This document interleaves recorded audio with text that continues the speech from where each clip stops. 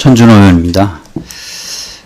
총장님, 이번 사건은 그 테러범이 지지자로 위장을 해서 이재명 대표의 목 부위 급소를 날카로운 예리한 칼로 찌른 암살 미수 사건입니다. 총장님도 그렇게 생각하시죠? 네, 결과 발표를 앞두고 있습니다만 그럴 가능성도 있다고 봅니다. 네. 다소 충격적일 수는 있지만 사건의 성격을 보여주는 것이어서 영상을 이 자리에서 함께 좀 보도록 하겠습니다. 네, 좀 들어주십시오.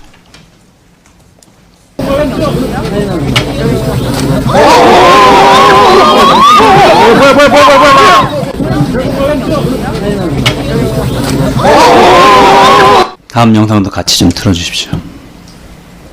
이 대표가 그제 참석한 봉하마을 묘소 참배 현장과 지난달 13일 부산 전세 사기 피해자 간담회에서도 김 씨의 모습이 잇따라 포착됐습니다.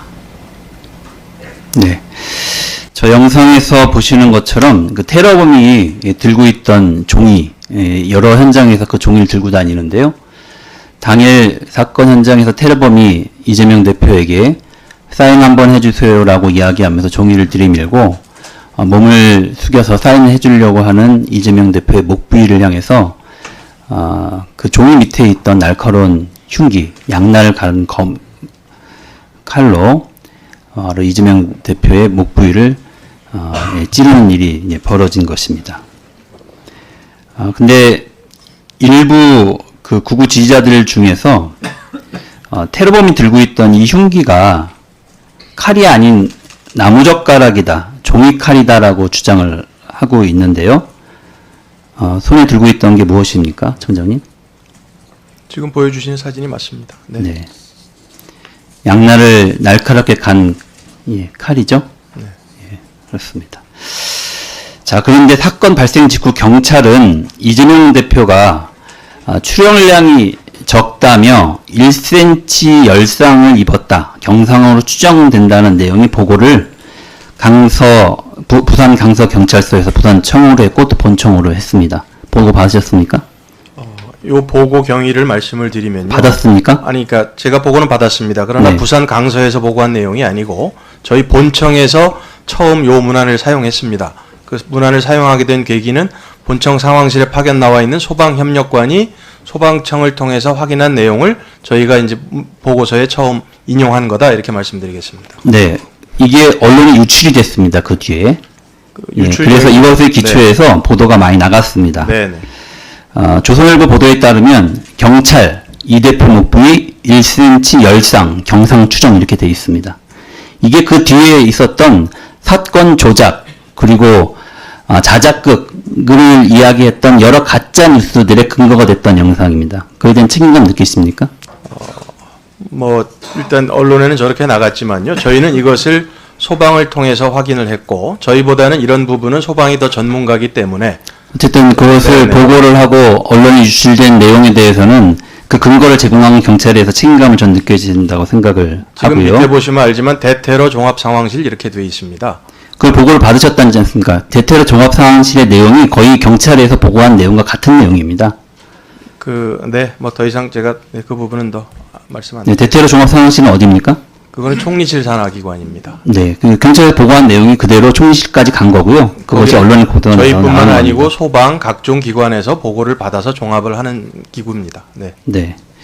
하여간 이 정부가 무책임하게 이렇게 만든 그 정보 때문에 가짜뉴스가 양산이 되었고, 그로 인해서 2차 테러가 지금 가해지고 있습니다. 그리고 조롱과 또 추가적인 2차 살해를 장담하는 그런 메시지가 온라인상에 유포되고 있기도 하는데요. 그런 부분들에서 경찰은 책임감을 갖고 수사도 하고 조사할 생각이 있습니까? 그 부분은 이미 저희가 일부분에 대해서는 검거도 했고요. 또 엄정하게 수사하겠다는 방침을 밝혔고, 최대한 그런 유사 사례가 있는 경우에 최대한 신속하게 검거를 하고 있습니다. 네, 경찰이 또 하나 신중해야 될 것은 사건 당일날 단독 범행이라고 하는 진술을 그대로 언론에 소개한 것인데요. 워딩 하나가 굉장히 사람들에게 주는 이 선입견을 갖게 만드는데, 그 당시 경찰은 하지 말아야 될 표현을 쓴 겁니다.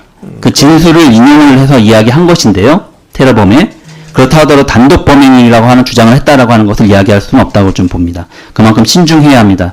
이러니까 경찰이 사건을 어떤 방향성을 몰고 가려고 하는 게 아니냐는 의심을 받게 되는 거라고 생각을 합니다. 더 신중하셔야 되겠죠? 네, 신중해야 되겠다는 지적에는 동의합니다. 네, 그러나 뭐 단독 범행을 저희가 저희 발로 나간 것처럼 이름만 더 말씀하시는 주십시오. 것은 네. 동의하기 어렵습니다. 네. 네.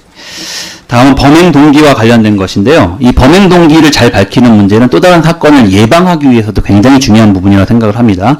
첫 번째로 테러범이 경찰에 8쪽짜리 변명문을 제출했다고 하는데 이것은 반드시 공개되어야 한다고 생각합니다.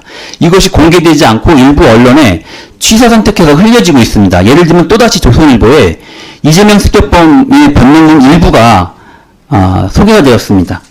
예를 들면 특정한 어떤 정치 세력에 대한 이미지를 가질 수 있는 왜곡된 내용들을 일부러 부분적으로 편집해서 흘려지고 있는 겁니다. 이거 바람직한 일입니까? 그게 저희 경찰발이라면 저희는 100% 제가 경찰이 갖고 네. 있지 않은 거 어디서 나왔겠습니까, 이게? 잘못됐다고 말씀을 드리고요. 네. 다만 이제 그 8쪽짜리 그 메모가 언제 어느 타이밍에 공개되는 게 좋을지는 한번 수사팀에서 지금 종합적으로 판단을 하고 있습니다. 네. 네.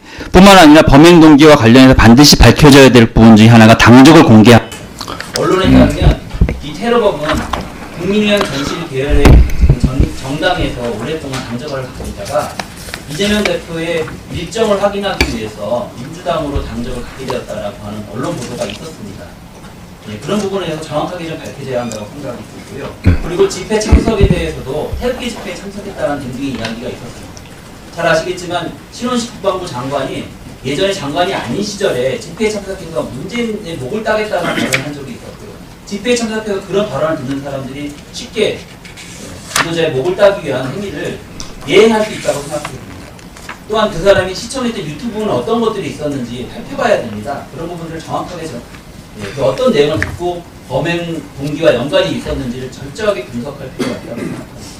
그런 부분에 대해서 밝혀주셔야 생각하고요. 네. 휴대폰 포렌식을 지금 하고 있다고 말씀하셨는데 휴대폰 안에 그런 것들이 잘 밝혀졌다고 생각합니다.